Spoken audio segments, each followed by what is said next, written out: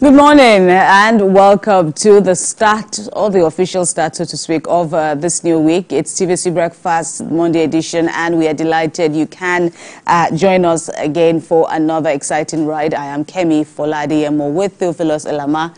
And how are you this Monday morning? Good morning. Right. Monday morning is great. I see you beat me to work this morning. Quite early, bright and very early. You know very how it early. is in this kind of our job. You have to get to Monday scares, right? Yes. And the Monday blues. Hope it's not. You are warding them off pretty well. Pretty well, but I'm not. Monday blues don't really catch me like that. Right, I know. Always ready to go. Ready for always and all of that. So. Always on the go. Yeah, and of course, the weekend. So many things to talk about. The weekend has come and gone, and gives us a lot of things to talk about in terms of news events developing further, and that's how we begin talking about the controversy rocking the Senate despite its intervention somewhat last week.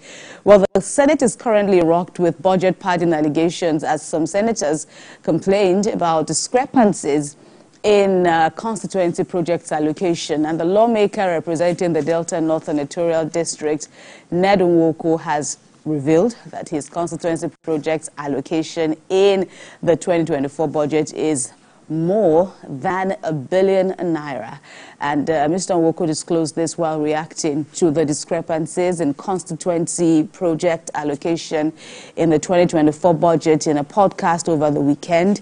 His revelation lends credence to Borno South Senator Ali Ndume's claims that resources to lawmakers often vary based on the status in the House as well as the magnitude of their constituency project. Well, Senator Nwoko said, and I quote, "Senators get what they lobby for, not because they have the right to it. Everybody just goes about doing what they can do for their constituencies and senatorial districts." The lawmaker's revelations comes at a time when the Senate is under scrutiny over a budget padding allegation made by Senator Abdul Ningi. The Red Chamber has denied any wrongdoing as it explains that the 3.7 trillion naira was statutory transfers to first-line charge agencies of government not domiciled in the ministries.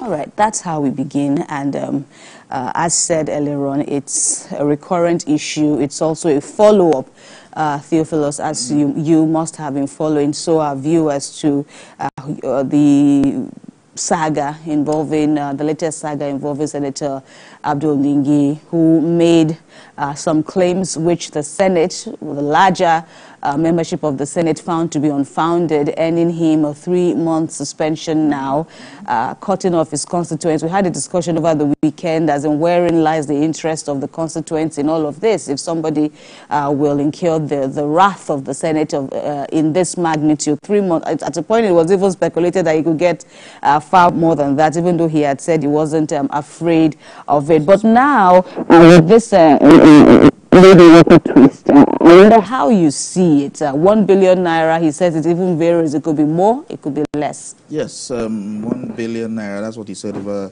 the weekend. But he also mentioned that it's not for personal use, that it's for constituency projects. Absolutely.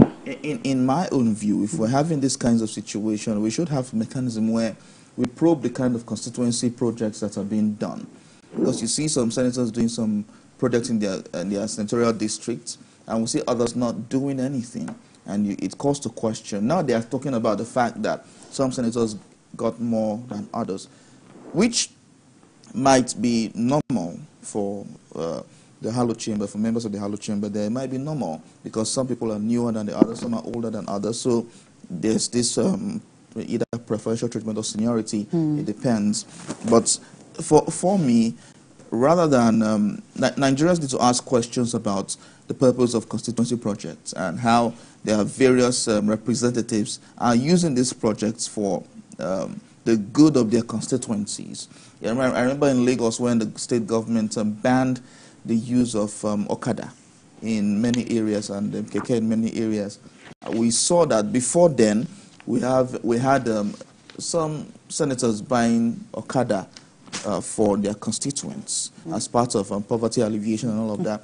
But you're talking about the clumsy nature now. If the government has banned motorcycles and then the lawmaker is providing. They were providing it before the government. Okay, before the ban. Okay. Now, when the government banned, I realized that some lawmakers went to their constituencies and were constructing roads. Okay. We're building street lighting markets. Okay. These are things we can see that it is done by this particular lawmaker, not just one, not just two, several of them in Lagos. So we need to probe where these funds go to and what these lawmakers use these funds for.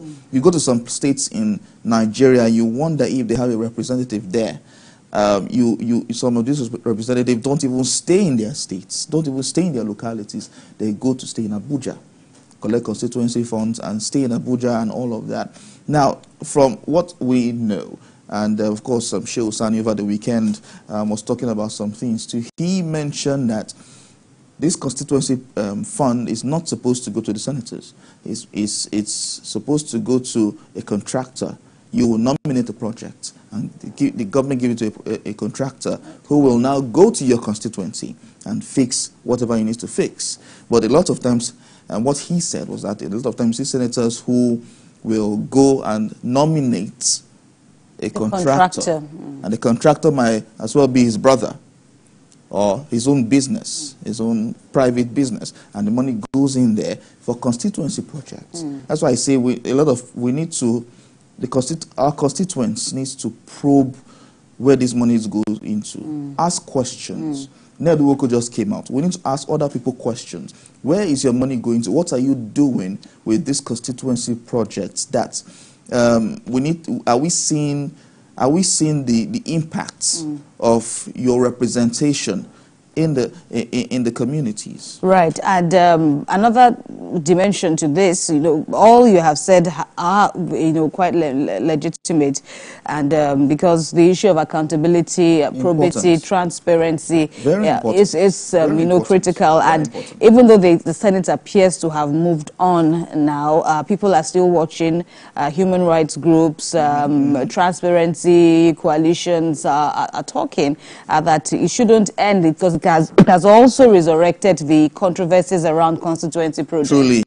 Even a former president in his heydays or while in administration had spoken about how corruption reading the system or the culture of constituency projects is. And of course, there's also the issue of this suspension wherein, well, according to these rights bodies, where was the investigation to all of this? Of course, we've seen major talking points within the Senate talking about how and, defending the allegations of, saying that there really isn't nothing to worry about. But, people are also saying that it doesn't appear there is still room for an independent investigation. And, of course, there is the right of the affected Senator Ningi in question now to go to court to challenge his suspension, even though he had said he wasn't afraid of it. But then analysts, historians would say going to court, we know Ovie Omoagege and a host of other senators have gone to court to challenge disciplinary measures on them, which also were overturned. So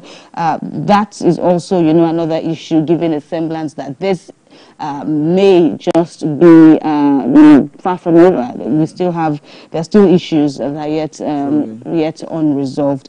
But we will wait and see how things go. We'll continue to monitor the situation